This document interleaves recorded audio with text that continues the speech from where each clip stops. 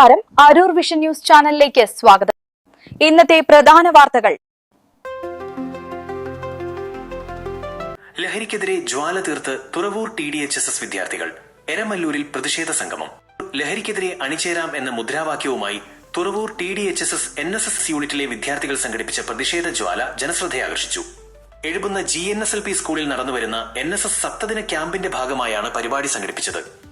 എരമല്ലൂരിലെ തെരുവുകളിലൂടെ നീങ്ങിയ വിളംബര ജാഥ ജില്ലാ പഞ്ചായത്ത് അംഗം PR ജ്യോതിലക്ഷ്മി ഉദ്ഘാടനം ചെയ്തു.